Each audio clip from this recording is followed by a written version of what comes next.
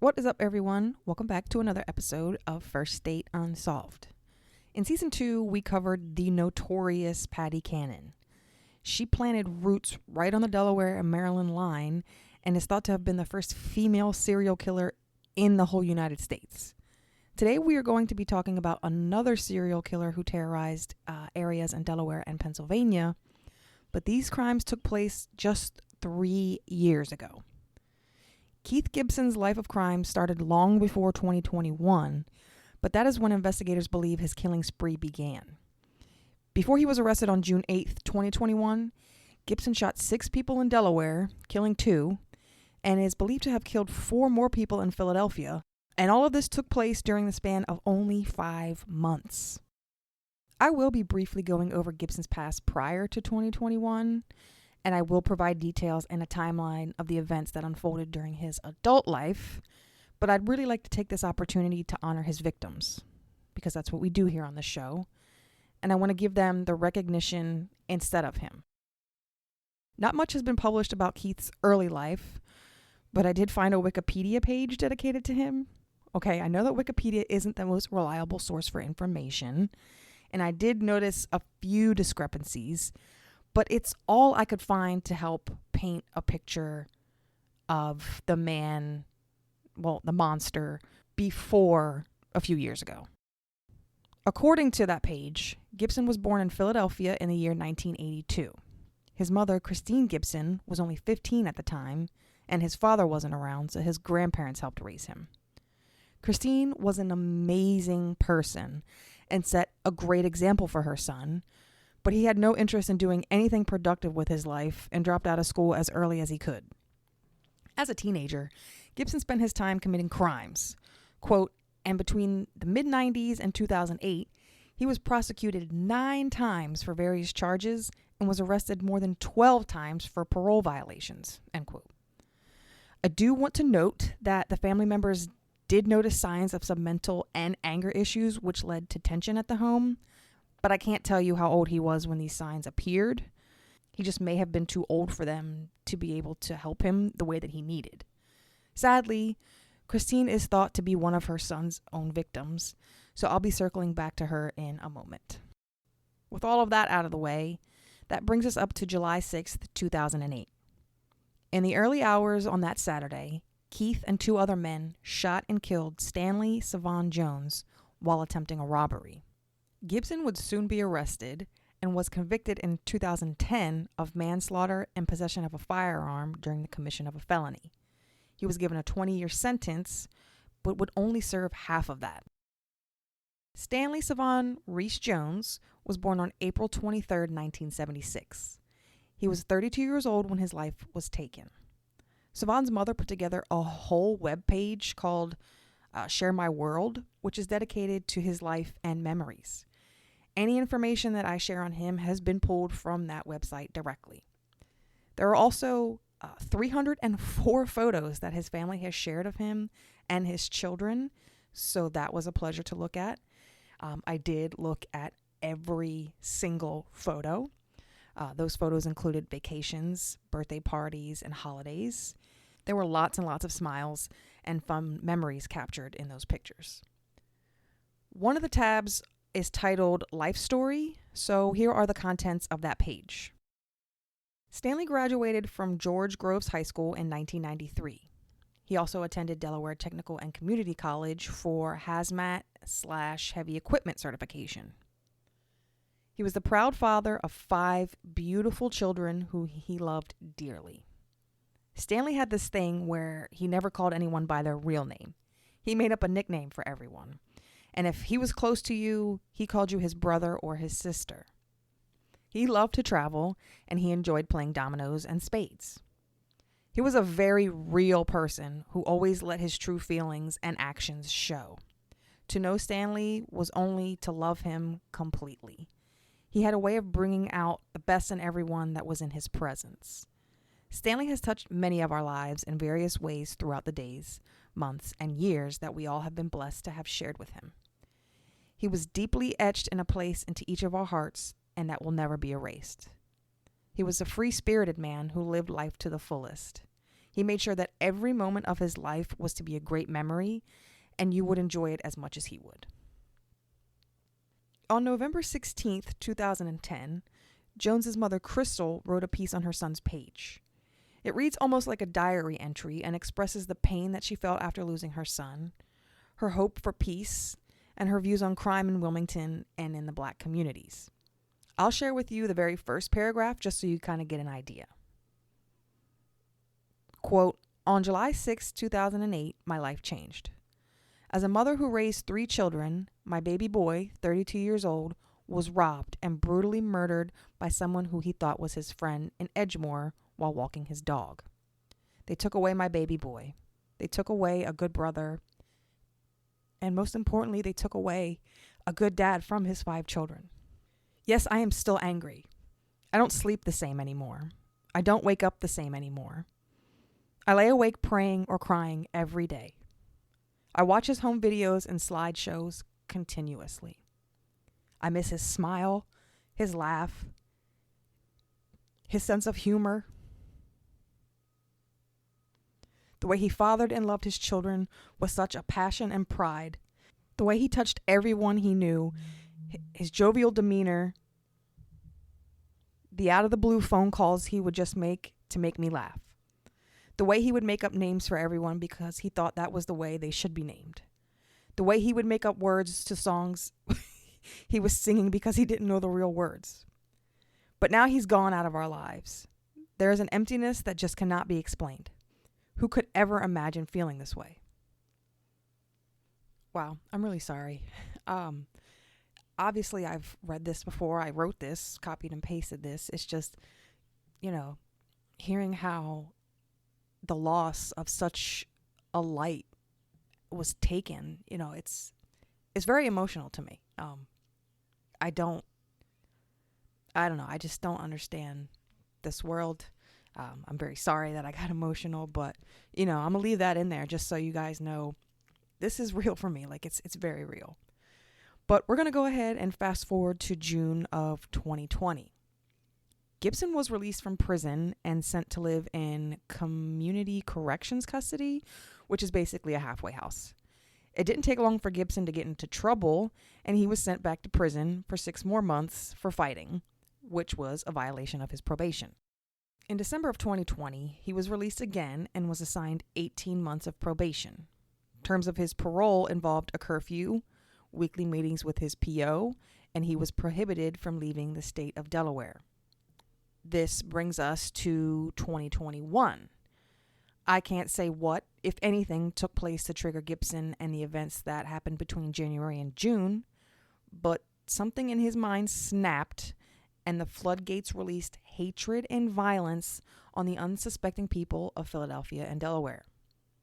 On January 28th, an unknown individual, now believed to be Gibson, entered the Al-Mahadna trade store, on Germantown Avenue in Philadelphia. This is when 50-year-old Eric Flores was shot once in the head and 42-year-old Roy Caban was shot twice in the face. The store is one of many boutique-style places you see along the streets of Philly, and they sold clothing, jewelry, perfumes, oils, and books. And based on other crimes committed by Gibson, I think it's safe to say that robbery was part of his motive in this senseless killing.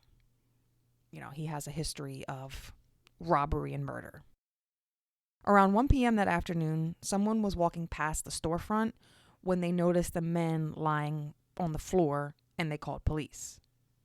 Eric Flores is a pretty common name, so I wasn't really able to pinpoint an obituary or any information for him. I did find a photo of Roy, and I did manage to stumble upon the name of his sister. I've reached out to her, but haven't heard anything back. But I will share the photos of Roy that I was able to find. Okay, so that was on January 28th.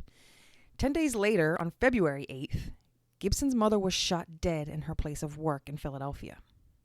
Family and friends told police Gibson had been released from jail and raised concerns about his behavior. Family and friends went to police about his behavior.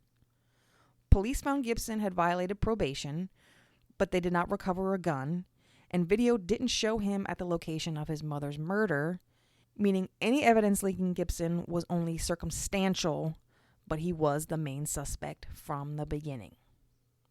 In a Delaware Department of Corrections report, Gibson's probation officer wrote that Philadelphia police had contacted him to tell him Gibson was in their custody and he was being eyed as the suspect in his mother's death.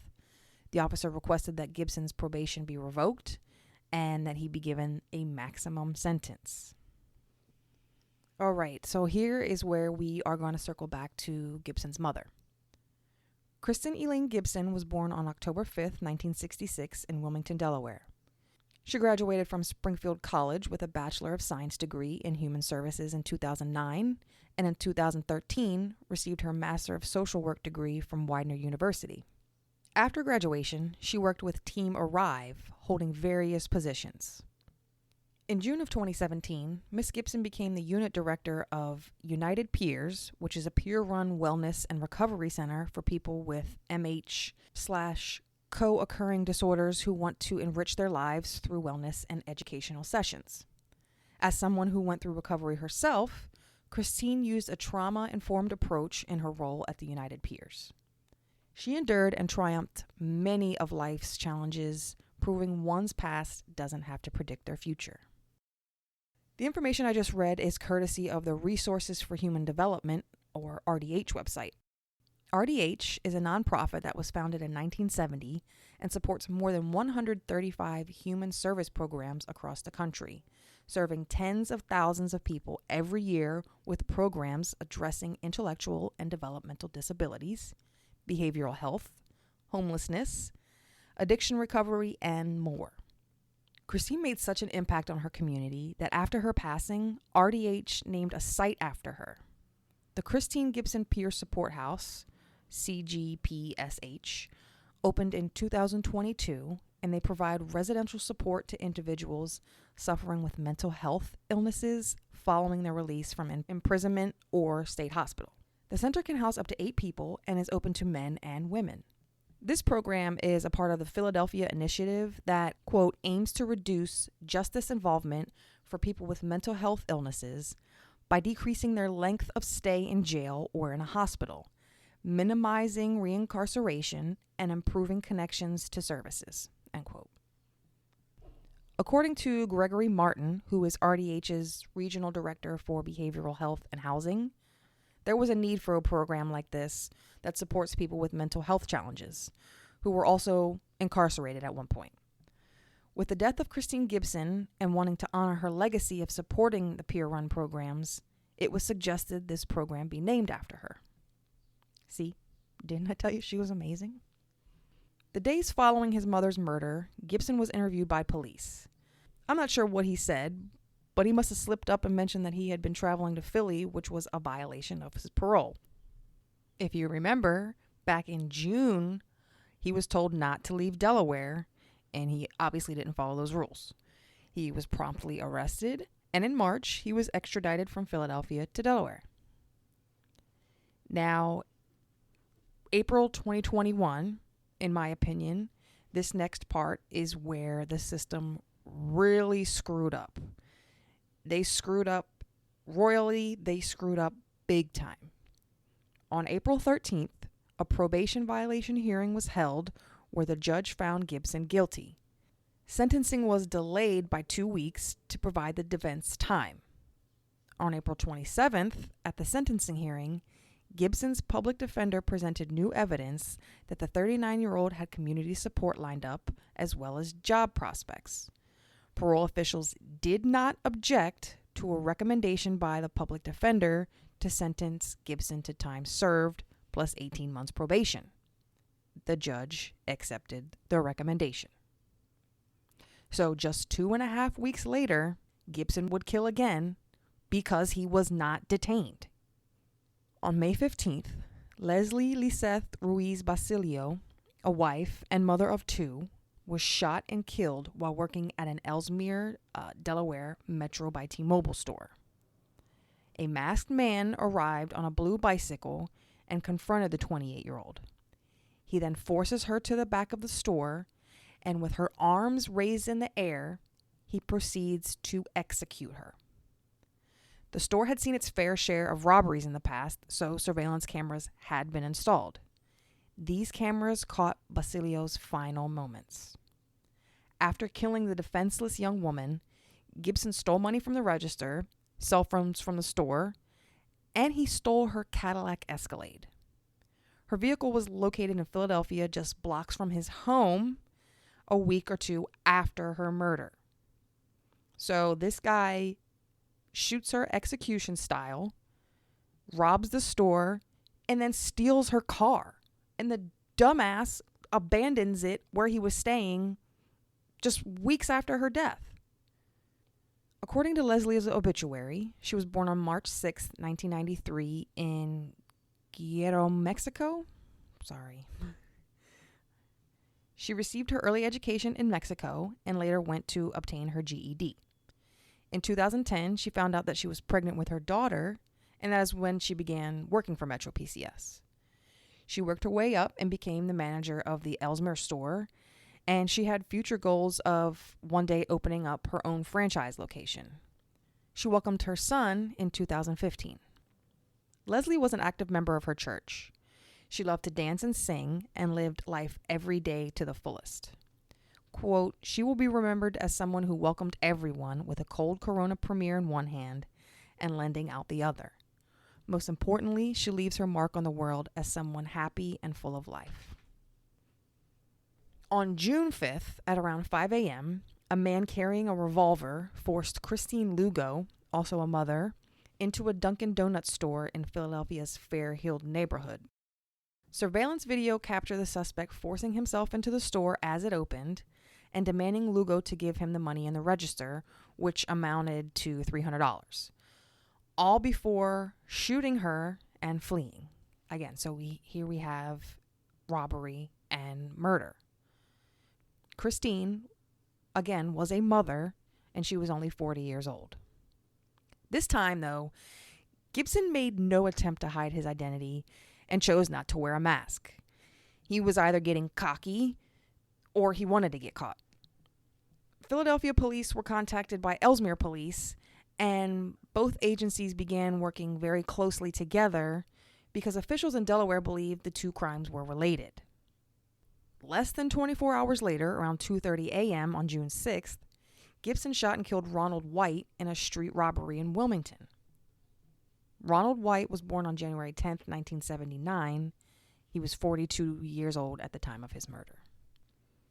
On Tuesday, June 8th, Gibson was finally arrested for attempted murder after shooting a Rite Aid clerk during yet another robbery in Wilmington. Police tracked him down by using the GPS tracker that was in some of the money handed over to him by Bella Almansuri. If you ask me, Belal, sorry. But if you ask me, this guy is the brave man who finally ended the reign of terror that Gibson was unleashing on everyone. On June 6th, CCTV footage from Rite Aid showed the clerk pretending to be dead after the madman's first shot missed him. So Gibson comes into the Rite Aid over on what's that street? Over by Adams 4, I think. Gibson comes in, this is a robbery, shoots at Almansuri and misses him. After taking items from the store and money from the registers, Gibson then walks past Almansuri again and proceeds to shoot him again, this time hitting him in the head. Just before leaving the store, the poor young man is shot. He shot at a third time, but shot a second time. When police located Gibson, they found him in possession of a revolver, and he was wearing bulletproof body armor. Officers also uncovered drugs, ammo, gloves, a mask, a gun, and stolen money. Gibson himself later showed the officers his hiding place for the revolver used in the murders. He was charged with the following in Delaware: 4 counts of murder first degree, attempted murder first degree, 13 counts of possession of a firearm during the commission of a felony, 4 counts of robbery first degree, conspiracy second degree, theft of a motor vehicle, and wearing body armor during the commission of a felony. So we're going to fast forward now to November 2023. After a 2-week trial, the jury deliberated only for 6 hours before they came back and found Gibson guilty of all charges. Attorney General Kathy Jennings said, "Our prosecutors did phenomenal work on a deeply disturbing case.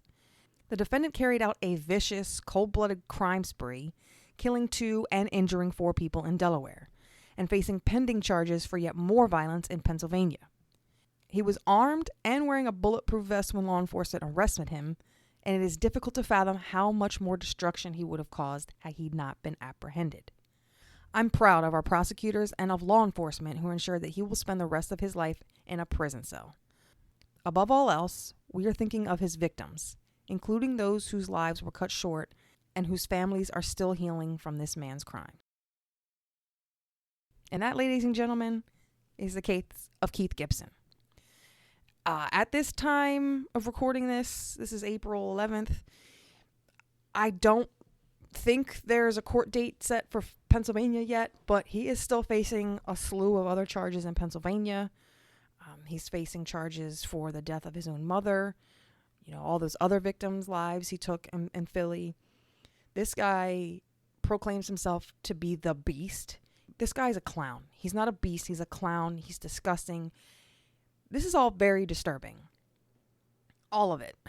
His violence, the way he slipped through cracks. I don't know. It's crazy. This was a rough one, guys. I don't know how many of you heard about this. I do remember hearing about the Ellesmere metro murder and possibly like a serial killer. But, here's the whole story. So, yeah, guys, thanks for listening. If you thought nothing ever happened here, boy, you thought wrong.